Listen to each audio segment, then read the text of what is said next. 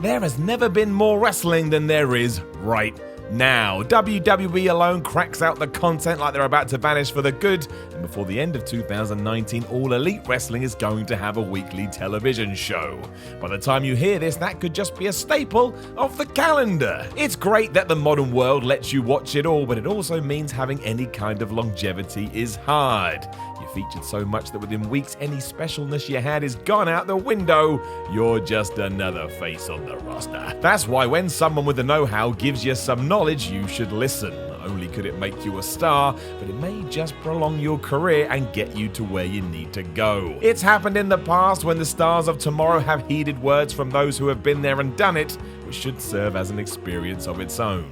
It worked, so open those damn ears. I'm Simon from WhatCulture. Remember to smash the subscribe button, and this is 8 times key advice changed a wrestler's career forever. Number 8, Bobby Heenan tells Scott Hall to embrace that swagger. When Scott Hall had sold Vince McMahon on the Scarface-inspired character Razor Ramon in 1992, he hadn't yet totally sorted out what the nuances of this persona was gonna be.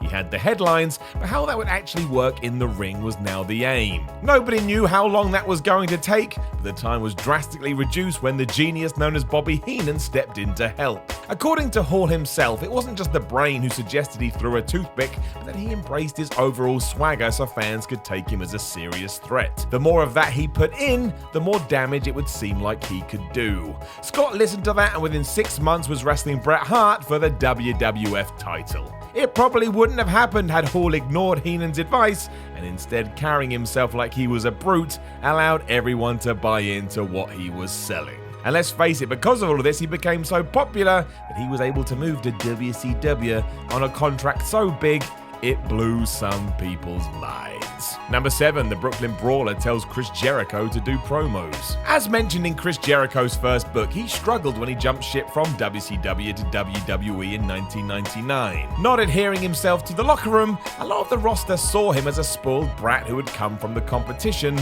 They were not interested. Probably as he wasn't feeling too spiffy following this, when one day the Brooklyn Brawler pulled Jericho aside to suggest he come and do some promos, Y2J brushed him aside. He would do it later. As the Brawler was quick to remind him, that info would make its way back to Vince McMahon, who likely wouldn't be happy that the new boy didn't want to do some interviews. Amazingly, this was the light switch Chris needed to get going as he realized that Brooklyn didn't care if he got involved, but management did. They wanted to see him get over, and the best way to do that was to integrate himself into the system. McMahon wanted to see moxie from Jericho, and it was this one line that made him realize that.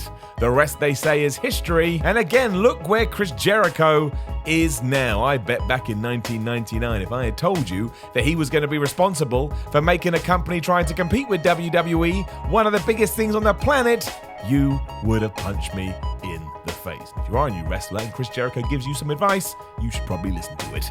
Number 6, Paul Heyman tells Steve Austin to vent. Steve Austin had a lot on his mind in 1995 after being kicked out by WCW when he was injured. He wasn't the happiest cat in the land, and through various means he found himself attracted to ECW. As it turned out, it was the perfect place to get some things off his chest. As ever the wrestling master, Paul Heyman saw that Austin needed to vent, so told him to do just that. He sat him down and agreed that Steve could say whatever the hell he wanted. That's exactly what happened, and the result was some promos that would eventually see Austin earning millions of dollars and being the biggest star in all of wrestling. Here he was shooting straight from the heart, and it wasn't something fans had seen him do before. Up to this point, his various incarnations in World Championship Wrestling had seen him allow others to speak for him, or where he had just assumed the role of the cocky heel. Heyman's idea restored Austin's confidence and planted the seeds for that stone-cold character that ran through the industry like it was nothing. We all have to have that turning point at some time during our careers, and there ain't no two ways about it. This was Steve Austin's, and he owes it just a little bit to the mastermind Paul Heyman. Number 5, Vince McMahon tells Ted DiBiase to be the $1 Million Man. The rumors say that Vince McMahon wouldn't tell DiBiase what his new gimmick was until he signed on the dotted line with WWE. He promised it would change the world, and after Ted had gotten a confidence boost from Pat Patterson, he did this, and he became the $1 Million Man. The key, however, was that this character didn't stop even when the cameras were turned off. As a result, DiBiase had one of the best gigs in all of wrestling. He ate in the best restaurants, flew first class, wore the finest clothes, and was driven around in limos. Ted had to live his gimmick, and to Vince, that was non-negotiable. To get true contempt from the fans, they had to believe this was as real as possible, and therefore that Ted was as rich as possible. McMahon took care of all of this, and by Jove, it worked. It turned DiBiase into a star, and even today he is remembered as one of the best. I'm not sure that would have happened without this one idea from the boss. Number 4, Shawn Michaels tells Becky Lynch to be a star. Becky Lynch is now officially in that category of wrestlers who has taken what was already a very good career and turned it into a special one. This all began bizarrely when she was filming the Marine 6 Close Quarters with The Miz and one Shawn Michaels. While I'm sure that was a lovely experience, it was a chat with HBK that changed everything after she admitted to him she wasn't happy with her current WWE role. Knowing what she was talking about based off his own experiences, Michaels told Lynch to start carrying herself like a star as soon as she was back on the road. Act like you're the best thing going, and others may start to believe it, and boy howdy, that is exactly what happened. With a new strut to her walk, she developed the man character, and this led to her winning the first ever women's WrestleMania main event in 2019. It didn't take too long for fans to go along with this, and now she's one of the most essential wrestlers WWE has. Maybe we should all start listening to Shawn Michaels. Although I can't do that because he still blocked me on Twitter, and I have absolutely no idea as to why. The irony. Number 3, Jim Ross tells The Rock to start speaking in the third person. No one could have predicted that someone who was being told to die by the fans in 1997 would be one of the most important and popular wrestlers on the roster less than 3 years later. Just goes to show you never really know what your future holds. What was a nightmare back then for the Great One was already showing signs of something different entirely when the second half of the year rolled around. A huge reason for this somehow was that The Rock began to talk in the third person. Combined with about 45,890 catchphrases, it was fueled forward by a spot of advice by the one and only Jim Ross. A huge sports fan, good old JR had watched Dallas Cowboy cornerback Deion Sanders refer to himself in this way, and he thought it was a hoot. Seeing it made him more of a star than he already was, Ross thought it would be a great way to put The Rock over the top as an arrogant upstart, and he wasn't wrong. When Rocky returned in the summer, he started doing it from the off, and it caught on.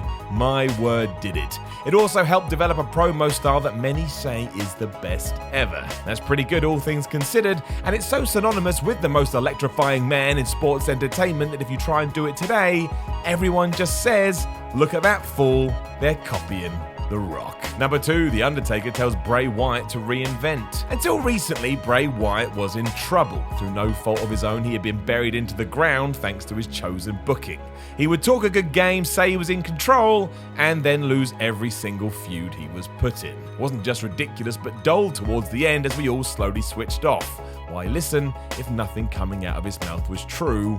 That's called Boy Who Cried Wolf. At some point over the last 12 months though, Wyatt decided to jump on some advice that The Undertaker had passed on many moons ago. The dead man had always been very apt at knowing when to press the reset button and start again to a point, and he said this to Bray. The idea was to see where the current product was and then find your place within that. If it means changing, you change. And that's what this new masked version of Bray is all about. Taking these words and making them work for him, we have the new Wyatt, and it's both an exciting and interesting prospect. If WWE treats this one right, we can get him back to where he's meant to be, and any thoughts about the old tired version will be long gone. That doesn't mean it's a surefire hit. WWE needs to do its bit as well and make sure they push Wyatt in the right direction, but talk about hitting a 180 at the right time. He was dressing in drag and going after Finn Balor not that long ago, and while the demon is still in his sights, at least now Bray is beyond terrifying. The look in the Fiend's eyes, man, he ain't right. Number 1, JR tells The Undertaker to leave WCW. Long before he was a dead man, Mean Mark Callis was in World Championship Wrestling, and he was kinda just a guy. He had some moments, such as the 1990 Great American Bash where he lost against Lex Luger in a decent bout, but no one was really ranting and raving about him, apart from Jim Ross. Not only did he talk him up big time on commentary, but JR saw something in Mark, even if management were having none of it. They couldn't see whatever Ross was barking on about and had no plans for Callis, be that his character or a decent push.